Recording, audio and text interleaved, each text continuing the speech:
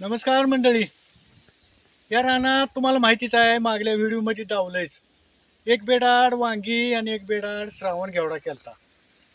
या मल्चिंगवरलं बेतान श्रावण घेवडा सपला आणि त्रेविनी वांगी होती. ती काय आम्हाला हात इकडला चालणार बी आणि वांगी लावताना बी आम्ही जरा जवळ लावली. त्यानं राणा टाकीवर वांगी बी लई नीटकी आली. त्यानं त्याला फळ बी लागना आणि त्यानं वांगी बी काढली आणि श्रावण घेवडा बी सपल्यावर ती सगळं काढून एका कोपऱ्यावर तिकडल्या रचून ठेवले बघा. आणि हाय या मल्चिंगवरच आता एक दोन बेडार शिरगाव काटा वांगी लावायला लागलोय. वांगी बी ही बी काट्याचीच आहे, त्यानं जरा लांब लांबच लावायला लागतात.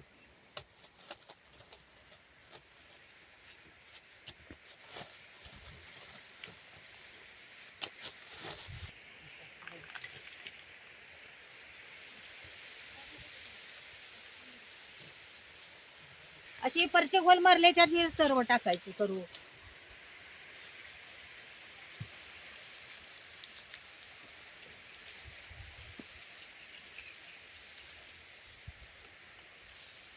सकाळी पोरग्यान जाऊन तरू घेऊन आलाय. हे असं ट्रेमधलंच तरू लावायला लागते आणि तरू बी चांगला आणलंय बघा ही. आणि ही अशी कुंडी न फुटताची पद्धतशीर लावून घ्यायचा आगरी. त्या आगरीच्या मधोमध झाड लावलं का नाही, चारी बाजूने ह्याला दाबायचं.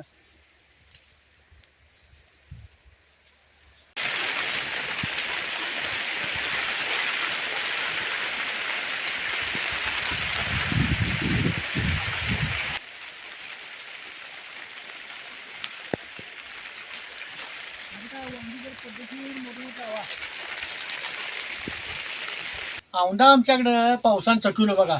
त्यानं वांग्याचा सगळा अंदाज चुकला. गेल्या वर्षी सारखा जास्त पाऊस काळ होईल म्हणून रानात आम्ही त्रेविनी वांगी लावली आणि औंधा पाऊस काळ काही नाही. त्यानं चटक्यात आम्ही त्रेविनी वांगी काढून शिरगाव काटा वांगी लावली बघा. सकाळी लवकरच तरू येणार होतं, मग तोवर जरा धारा आणि एक भाकरी करून घेतल्या, तोवर तोर आलं.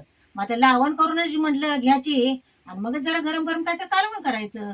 अगं कालवणाची आता लांबट लावू नको.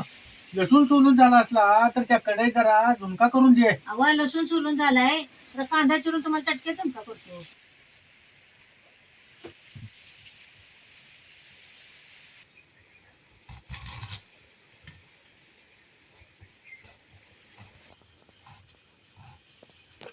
असा जरा लांबड्या लांबड्याच कांदा चिरून घ्यायचा.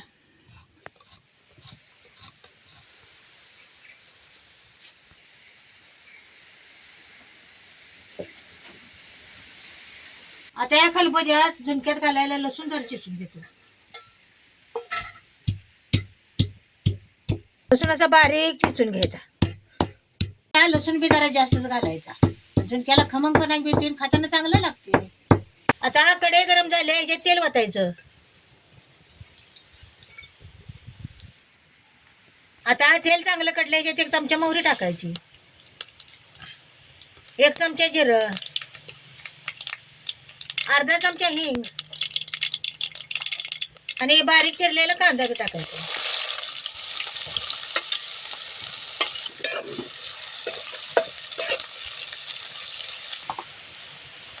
कढीपत्ता बी जरा घालायचा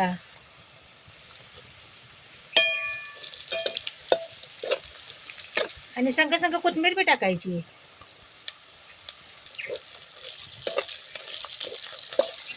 अर्धा चमचा हळद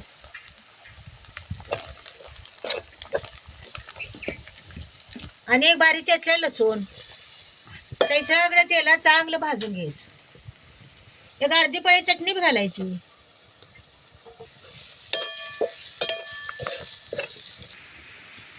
आता हे तेलात सगळं चांगलं भाज. आता याच्यात हरभऱ्याच्या डाळीचं पीठ वैरायचं.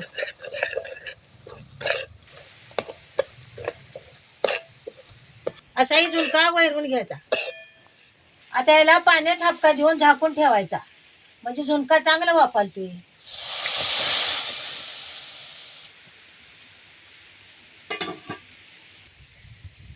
आता हा झुणका जरा वाफालाय का बघतो. आता हे झुणका कसं वाफालंय बघा. आता याच्यावर जरा लिंबू पिळायचा म्हणजे झुणका खाताना चांगला लागतो. आता जास्त कांदा घालून केलेला झुणका खायला तयार झालाय बघा.